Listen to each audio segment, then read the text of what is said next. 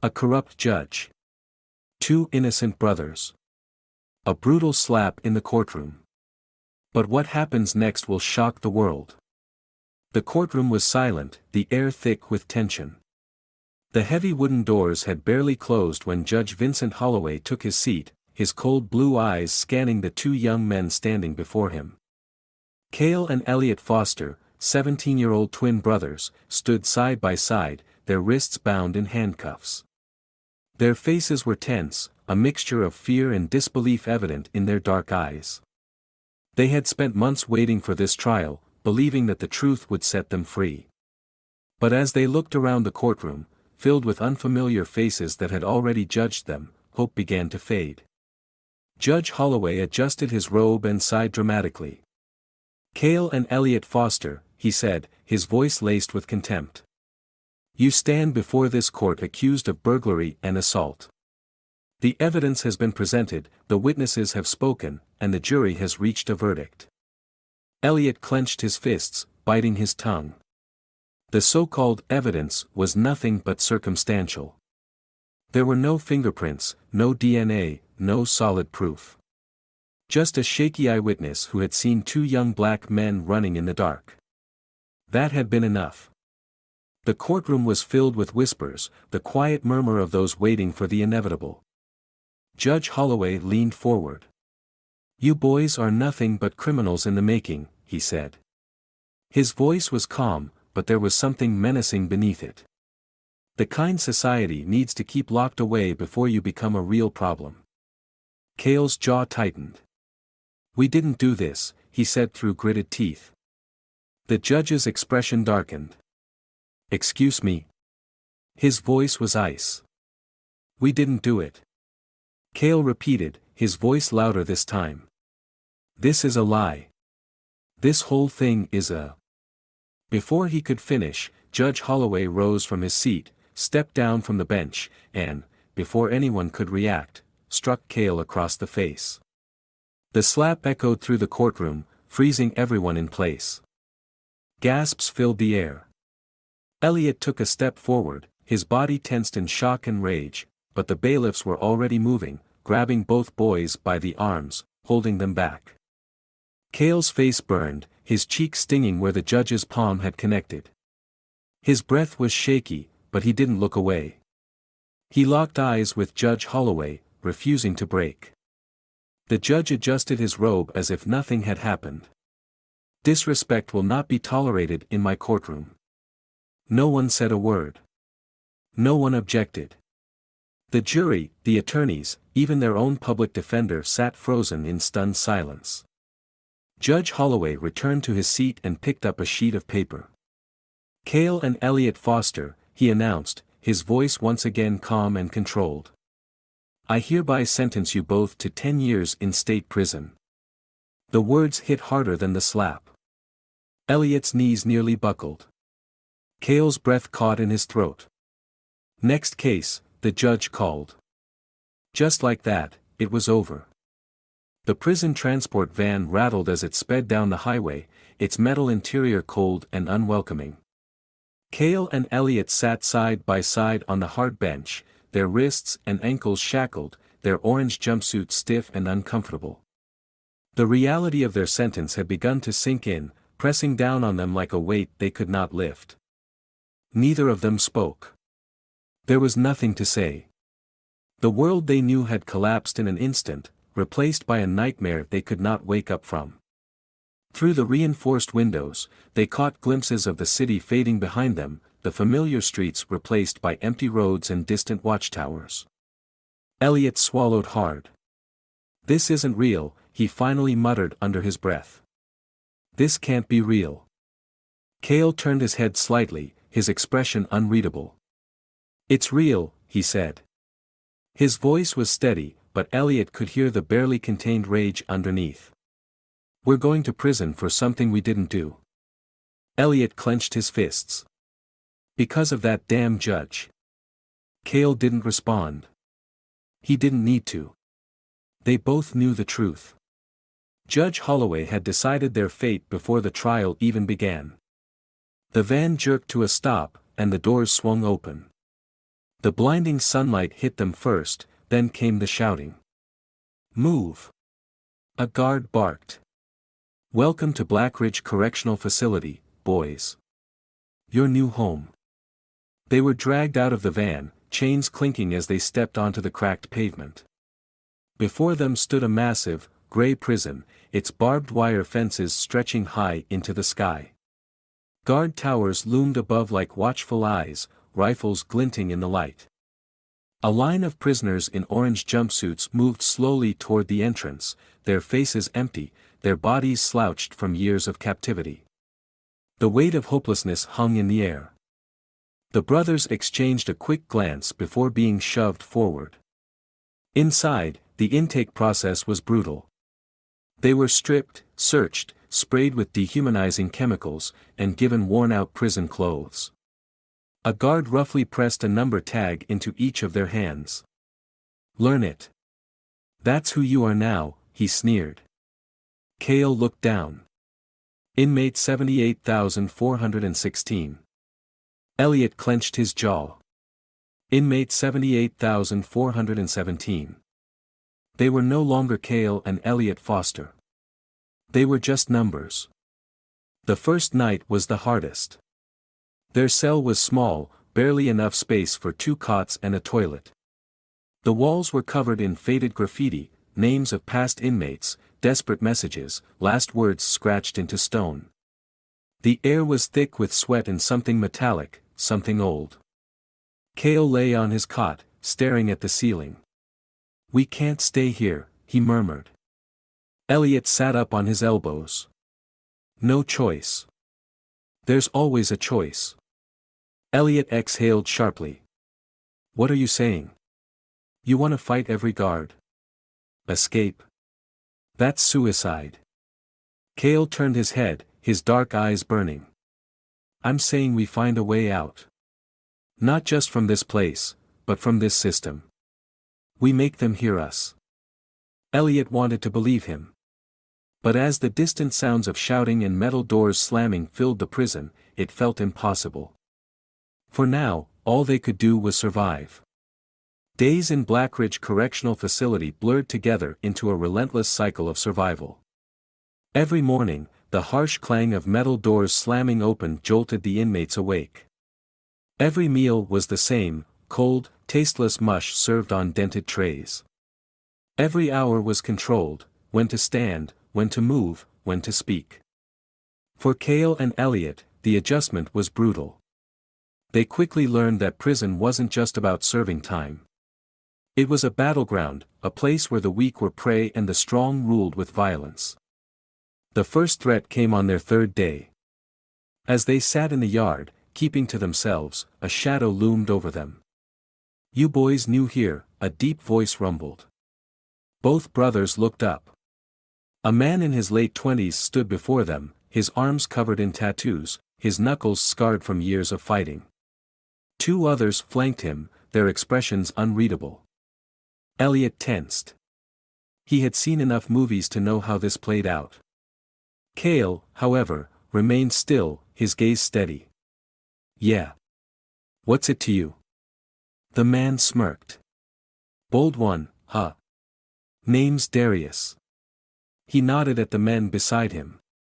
"This is Ray and Jonah. We run things around here." Elliot glanced at Cale, silently urging him to tread carefully. Darius crossed his arms. "In here, you either join a crew, or you become a target. And trust me, you don't want to be alone in Blackridge." Cale leaned forward slightly. "Not looking for trouble." Darius chuckled. "Trouble finds you, whether you want it or not." Jonah, the taller of the 2 men beside him, spoke up. "We're offering protection. But protection comes with a price." Cale exhaled through his nose. "Not interested." Darius's smirk faded. "That so?" Before anyone could react, he grabbed Cale's jumpsuit and yanked him forward. Elliot immediately sprang up, his fists raised, but Ray shoved him back down onto the bench. "You think you're different?"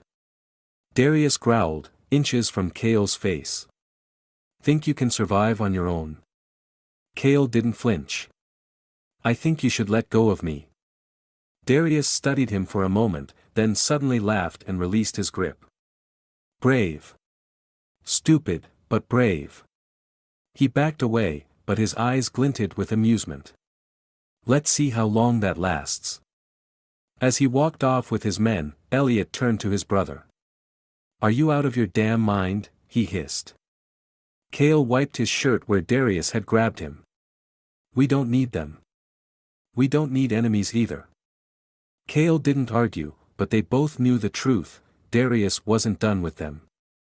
That night, after lights out, a folded note was slipped under their cell door. Elliot picked it up, his pulse quickening. The message was short. Stay in your lane. Or you won't wake up tomorrow. Cale took the note, read it once, then crumpled it in his fist. They're trying to scare us, he muttered. Elliot's voice was tight. It's working. Cale sat down on his cot, rubbing his temples.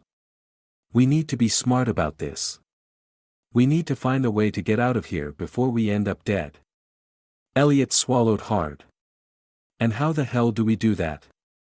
Cale didn't answer right away. He stared at the cold, cracked ceiling, his mind racing. Then, finally, he whispered, we need someone on the outside. Hope was a dangerous thing in Blackridge. But at that moment, it was all they had. A month passed, and Blackridge Correctional Facility became a twisted version of reality for Cale and Elliot. They learned the rules quickly, when to speak, when to stay silent, when to keep their heads down.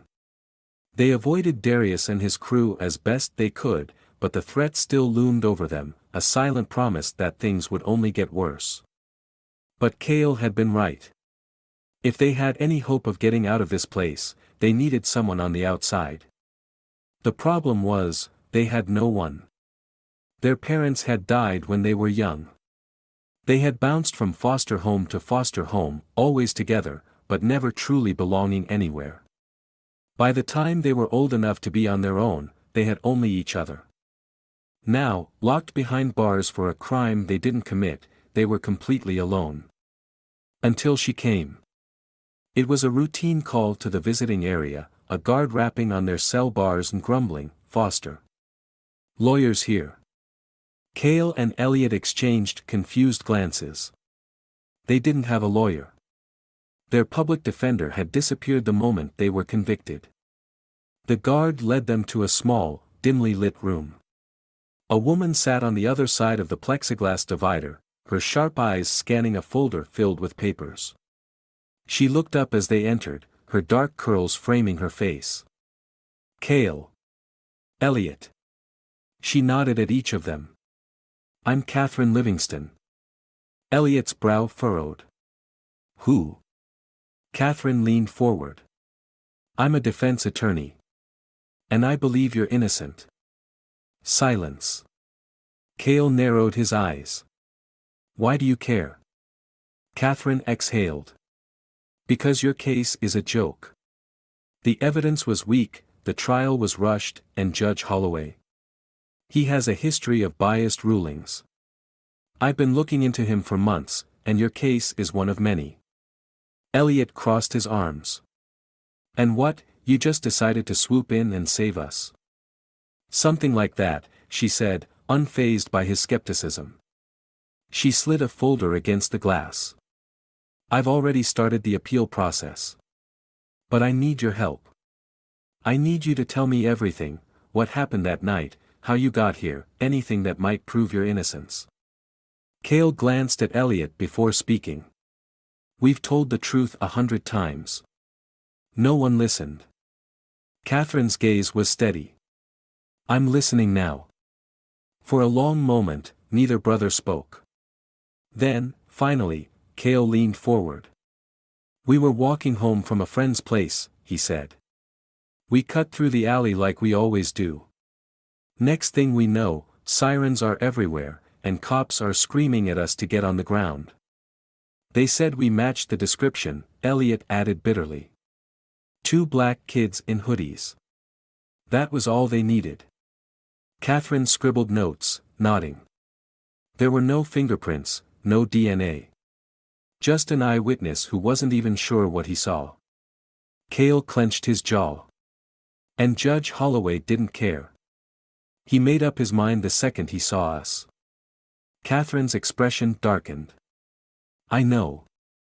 For the first time in a long time, something flickered inside them. Hope. Elliot sat back. So, what happens now? Now. Catherine's lips curled into a smirk. Now we fight. The waiting was the hardest part. Days passed, then a week, then 2. Each morning, Cale and Elliot woke up wondering if today would be the day they'd get called into the warden's office, accused of trying to send out letters that were never meant to leave Blackridge. If Miss Carter had been caught, if a guard had found the papers before they made it out, they could both end up in solitary, or worse. But nothing happened. At least, not at first. Then, small changes started rippling through the prison. The guards seemed tenser, whispering amongst themselves when they thought no one was listening.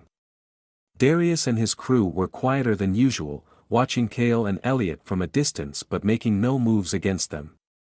Something was shifting, but the brothers had no idea if it was good or bad. And then, finally, it happened. It was during their shift in the laundry room, a mind-numbing job sorting through piles of dirty uniforms. A guard stormed in, his boots slamming against the concrete floor. Foster, he barked. Both of you. Move. Cale and Elliot locked eyes. This was it. Without a word, they dropped the clothes in their hands and followed the guard through the maze of gray hallways.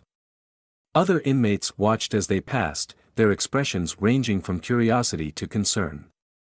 The guard led them into a small, windowless room and slammed the door shut behind them. Sitting at the table was a man in a suit, his tie slightly loosened as if he had been waiting a long time. His face was unfamiliar, but there was something in his eyes, sharpness, determination. My name is Jordan Hale, he said, gesturing for them to sit. I'm a journalist. Cale's pulse quickened. Miss Carter had done it. Your story is out, Hale continued. Your letters made it to the Tribune. And now, people are asking questions. Elliot leaned forward. Questions? Hale nodded. Judge Holloway has a history. More cases like yours, young black men sent away with little to no evidence. People suspected it for years, but your letters were the final push. Now, we're investigating. Cale clenched his fists, his heart pounding. This was bigger than just them. But listen to me, Hale said, his voice lowering. You're not safe. When corrupt men feel threatened, they strike back. The prison, the guards, hell, even some of the inmates who have deals with them, they're all watching now. They know the world is looking at you. Elliot swallowed hard. What does that mean for us?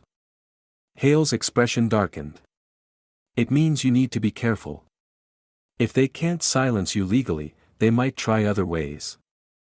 A heavy silence filled the room. Can you get us out? Cale finally asked. Hale exhaled. Not yet. A retrial takes time. But I promise you this isn't over.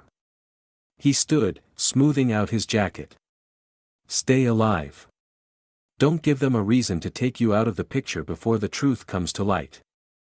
Cale and Elliot nodded, though the weight of his words pressed down on them like chains. As they were escorted back to their cell, the reality of their situation set in.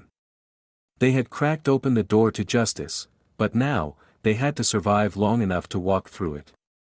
That night, sleep was impossible. Cale lay on his cot, staring at the cracked ceiling, while Elliot sat with his back against the cold wall, knees pulled up to his chest. The conversation with Jordan Hale replayed in their minds over and over again. Their story was out. People were watching. But now, they were targets. Somewhere down the hall, an inmate let out a scream, followed by the sound of fists slamming against metal. A fight, maybe. Or something worse. Cale turned his head toward his brother. We need a plan. Elliot let out a dry laugh. Yeah. You got one? Cale hesitated. We need allies. Someone who can watch our backs. Elliot shook his head. No one in here is gonna help us. They're either scared or paid off. And if the guards are part of this, we can't trust anyone. The silence stretched between them.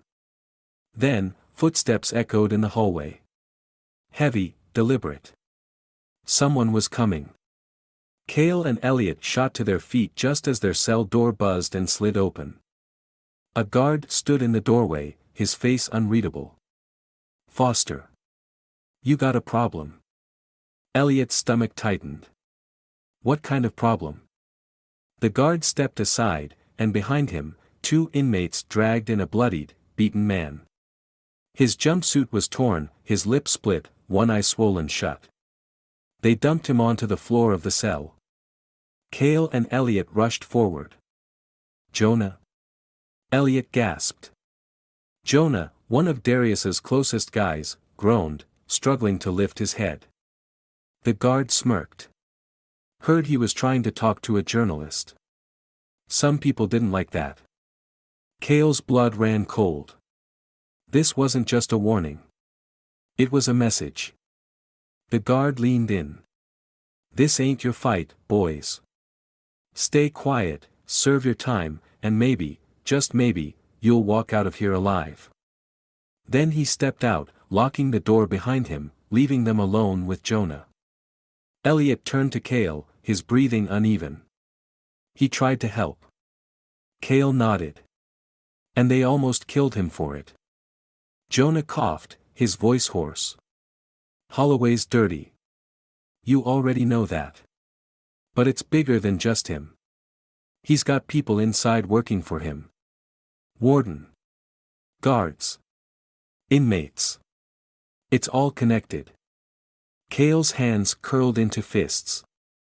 Jonah let out a pained laugh. I was stupid. Thought I could talk, make it right. Darius warned me. But I didn't listen. Elliot swallowed. Where's Darius now? Jonah's face darkened. He's playing both sides. He doesn't care about justice, only power. But you too. He coughed again, spitting blood onto the floor. You're different. And that scares them. Cale crouched beside him. We're getting out of here, Jonah. You have to hold on. Jonah gave a weak smile. Too late for me, man. His swollen eyes locked onto Cale's. But not for you. Elliot cursed under his breath. We need to get him to the infirmary. Cale stood, banging on the cell door. Guard. He needs a doctor. Silence. Elliot grabbed onto the bars, shaking them. Somebody help. Nothing. Jonah let out a slow breath. They're letting me die. Cale's chest tightened. He had never felt more powerless. Jonah's fingers curled around Cale's wrist. Make them pay, he whispered. Then, his body went still. Elliot's hands trembled. No. No, no, no. Cale's jaw locked, his eyes burning. Jonah had been the first person in this prison to stand up against the system. And now, he was gone. They weren't just fighting for their freedom anymore. They were fighting for justice. For Jonah.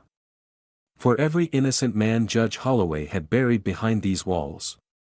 And no matter what it took, they were going to win. The next morning, the prison was different. Word of Jonah's death had spread like wildfire. Inmates whispered in hushed tones, their eyes darting toward the guards with suspicion and fear. Some looked at Cale and Elliot with something new, respect. Others, with warning. Darius didn't say a word. He only watched. Cale and Elliot knew they had a small window of time. Jonah had risked his life trying to expose the truth. If they didn't act fast, his death would mean nothing. That night, Cale lay on his cot, his mind racing. Every time he closed his eyes, he saw Jonah's battered face. He felt the weight of his last words. Make them pay. We need to hit back, Cale whispered. Elliot, sitting on the edge of his bunk, didn't answer right away. How? Cale sat up. We need proof. Real proof. Something they can't bury. Elliot rubbed his temples. Even if we had it, how do we get it out of here? Cale's jaw tightened. Catherine. The journalist. We have people on the outside now. We just need to survive long enough to get them what they need. Elliot exhaled. That's the part I'm worried about. The next morning, during yard time, they made their move. Cale scanned the inmates, searching for the right person. Someone with access, someone who knew how things worked on the inside. Someone who might want revenge. He found him sitting alone near the fence. Cruz. Cruz had been inside for almost a decade, locked up for a crime he swore he hadn't committed. He had no crew, no alliances. But he had something more valuable, connections. Cale and Elliot approached cautiously. Cruz barely glanced at them. You lost. Cale sat down across from him. I think we want the same thing. Cruz raised an eyebrow. That's so. We need proof, Cale said. Documents, files, anything that connects Holloway to this prison. We know the warden and guards are in on it. There has to be a paper trail. Cruz let out a dry chuckle. And you think I can just pull that out of thin air? We think you know people who can. Cruz studied them for a long moment. You don't get it, do you? You think you're shaking things up, but you're just making yourselves bigger targets. The second you become a real problem, you'll disappear. Elliot clenched his fists. Jonah thought the same thing. And they killed him anyway. Cruz's smirk faded. Jonah wanted justice, Cale continued. And now, we do too. For the first time, Cruz actually looked at them. As if seeing something different. Then, he sighed. There's a ledger. Cale's pulse quickened. A ledger? Cruz nodded. Records of every bribe, every shady deal between the warden, the guards, and Holloway. It's real. And if you get it, they're done. Elliot's breath caught. Where is it? Cruz's expression darkened. Warden's office. Locked in a safe. Cale exhaled. That was the most secure place in Blackridge. There was no way they were just walking in and taking it. Elliot shook his head. That's impossible. Cruz gave a small smirk. Then I guess you're out of luck. Cale thought for a moment. Then, an idea hit him. What if we make them open it? Cruz raised an eyebrow. You got a plan, rookie? Cale nodded, his mind racing. Not yet. But give me a day. Cruz chuckled. All right, Foster. You get me that ledger, and I'll make sure it finds its way to your people on the outside. Elliot shot Cale a look as they walked away.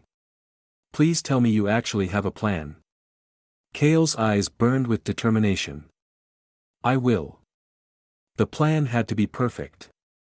Cale and Elliot had less than 24 hours to figure out how to break into the most secure place in Blackridge, the warden's office. If they failed, there wouldn't be a second chance. That night, in their dimly lit cell, they whispered through every detail. The ledger is in a safe, Cale murmured. We can't crack it.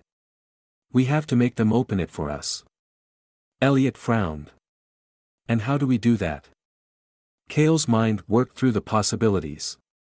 We create a situation where the warden has no choice but to access it himself.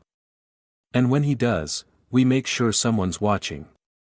Elliot's eyes widened. You want to force his hand? Cale nodded. Exactly. The next day, the wheels were set in motion. Step 1, the fire.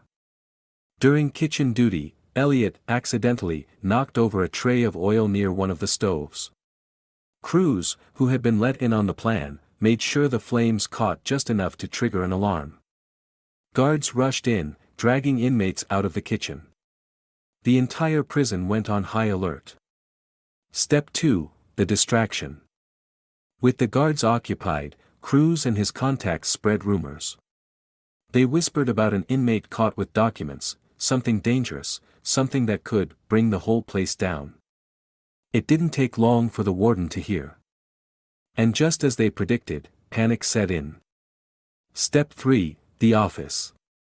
Cale and Elliot were already in position, waiting outside the restricted hallways where the warden's office was located. When they heard the radio chatter confirming the warden was heading there, they moved. Cruz had given them one last gift, a stolen key card. They slipped inside just moments before the warden arrived, ducking into a storage closet across from the office. Through the narrow opening in the door, they watched. The warden stormed inside, his face red with anger. 2 guards followed, their hands on their holsters. "There's nothing to worry about," the warden barked. "We'll secure the evidence now." One of the guards hesitated. "Sir, if there's a leak." "There is no leak," the warden snapped. "This is handled." With shaky hands, he strode to the safe in the corner of the office. Cale and Elliot held their breath as he punched in the code. The lock clicked open. Elliot pulled out the contraband phone Cruz had smuggled in earlier. He angled it just right, recording everything. The warden yanked the ledger from the safe, flipping through the pages. Even from across the room, Cale could see the names, dates, bribes, case numbers. It was all there. Proof. "Destroy the old records," the warden muttered to the guards. "We'll make new ones.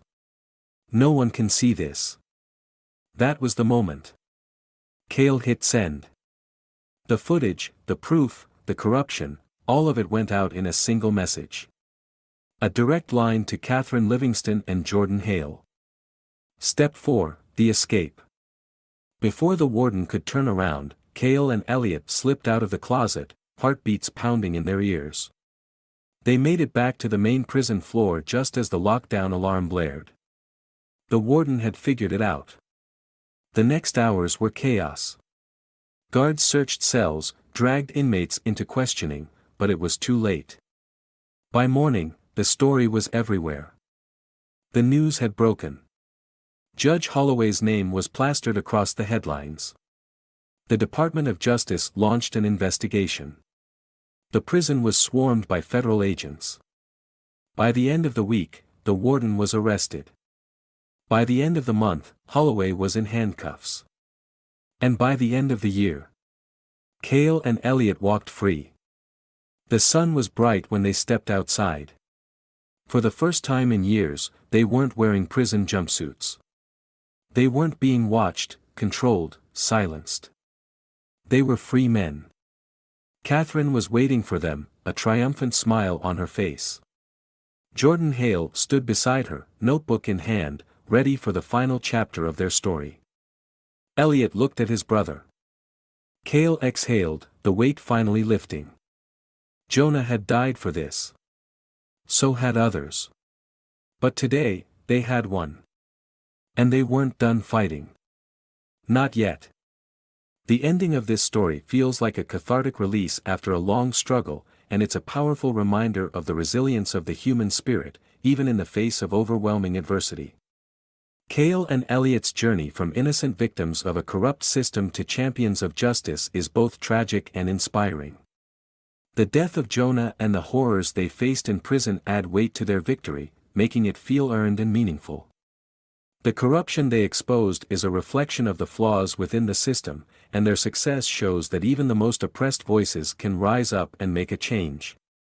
What stands out to me about this ending is the underlying message of hope. It's easy to get lost in the hopelessness of a broken system, but the brothers' actions demonstrate the importance of fighting for what's right, even when the odds are stacked against you. The victory is bittersweet, though, because it comes at such a high cost. Jonah's death serves as a haunting reminder that change doesn't come without sacrifice. But in the end, Cale and Elliot's freedom feels earned, not just for them, but for the countless others who are still trapped within corrupt systems. It's a story of redemption, justice, and the power of standing up for the truth, even when it feels like there's no way out. The ending leaves room for reflection. Yes, the brothers are free, but the fight for true justice is far from over. It's a hopeful conclusion, yet it acknowledges that the battle will always continue.